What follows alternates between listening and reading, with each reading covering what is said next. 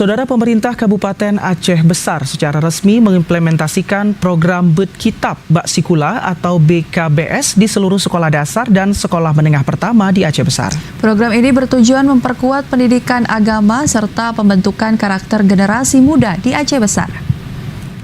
Program Berkitab Bak Sikula atau BKBS merupakan salah satu bagian dari visi dan misi pemerintah daerah yang bertujuan memperkuat pendidikan agama serta pembentukan karakter generasi muda di Aceh Besar. Program ini secara resmi diimplementasikan pemerintah Kabupaten Aceh Besar di seluruh sekolah dasar dan sekolah menengah pertama di Aceh Besar. Peresmian ini juga bersamaan dengan penyerahan santunan Lebaran bagi anak yatim dan penyerahan bonus bagi para juara MTQ ke-37 di Pidijaya yang berlangsung di Gedung Dekranasda Aceh Besar pada Selasa 10 Maret 2026. Dalam sambutannya, Bupati Aceh Besar Muharram Idris menyampaikan program tersebut dinilai menjadi langkah penting dalam sejarah pendidikan di Aceh Besar. Menurutnya, program tersebut juga menjadi solusi untuk menjangkau sejumlah sekolah yang selama ini sulit dipantau atau belum tersentuh penguatan pendidikan agama secara optimal. Program BKBS sebelumnya telah diuji coba melalui tahap percontohan di sejumlah sekolah sebelum akhirnya diterapkan secara menyeluruh di Aceh Besar.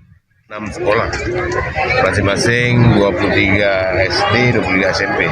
Jadi alhamdulillah tahun ini percontohan kita sudah pelajari semua, sudah kita buat peninjauan dan hasilnya alhamdulillah sangat menggembirakan. Dan di tahun 2026 ini kita laksanakan semuanya, seluruhnya.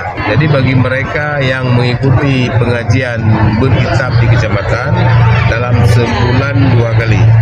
Yang pertama Geci, yang kedua Tengku Menasah, yang ketiga Tuhapet, ketua Tuhapet, yang keempat ketua Tuhapet Mukim, dan yang kelima Mukim, Pak Mukim.